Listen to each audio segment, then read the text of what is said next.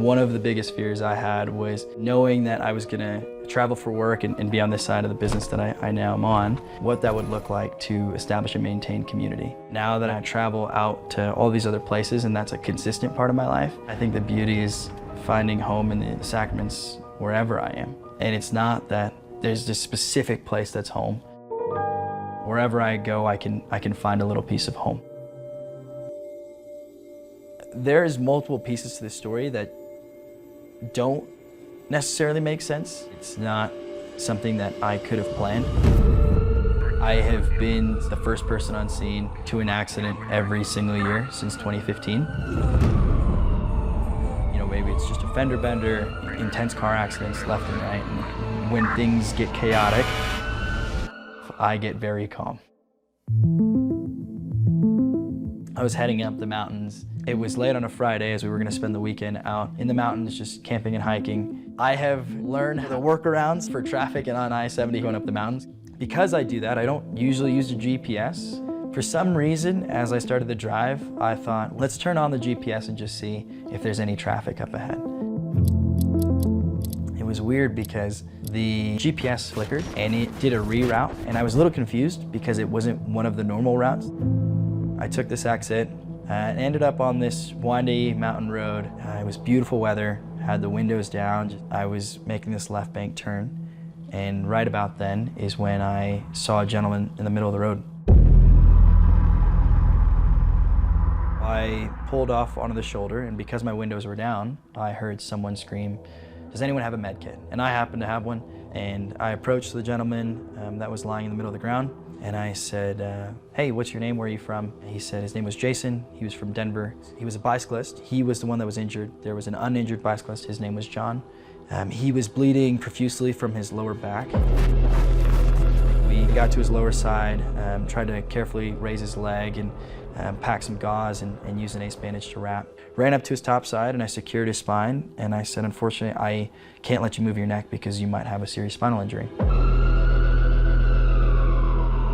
About that time, emergency services arrived, and I explained what had happened. I said that he was moving at about 40 miles per hour. He had hit an oncoming vehicle. When I gave that detail, the EMT radioed in a helicopter to come get him due to the nature of the injury. We put him into an ambulance, and the ambulance drove to a local field where the helicopter picked him up. Right when I was about to drive away, the uninjured bicyclist, John, approached the vehicle and said, "Hey, I noticed the rosary hanging off the mirror in your truck. I just wanted to let you know that we're both priests from the Denver Seminary. My name is Father John Nepple, and that was Father Jason Wallace that you just helped." Yeah, we were flying around a corner like this, and then, you know, as I saw the dirt coming across the road, like it got washed out, there was a tire track in the middle. Okay. Father John told me that my bike started to go into the death shake, and I hit the SUV coming around the corner. Okay. Yeah, I left a lot of flesh on the highway for some animal to eat, I think. Literally, he said I slingshotted like a rock off the front end and then bounced back into the road.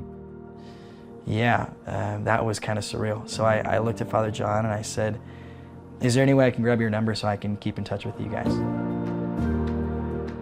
I've stayed in touch with Father Jason and his recovery for the last 3 years now.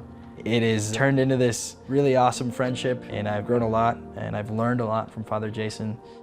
I remember the first time I thanked you, we got together, we went out asking you questions, and you were like, "Okay, yeah, I got the thank you part. Father, I want to know you." And like, that was this thing, like, I want to hear more about you, more about your life. I want to get to know you. And that really impressed me, because I was like indebted to this guy, because, you know, I say, "Hey, you saved my life," and you're like, "No, I didn't. I was just there with you." But you did. In the beginning, you did, because maybe if you didn't plug my wounds, maybe I would have bled out even more. The grace of God, full circle, he has now become my spiritual director, and it's been really cool to see this friendship of just providence and circumstance. So Steve, how has this encounter changed, improved your relationship, you know, with God? I think it made me realize that throughout your day-to-day, God is not only just present continuously, and it's not just whether or not we are aware of his presence, but throughout the day, how if you are just present to the things around you, how God can continue to use you as an instrument of his.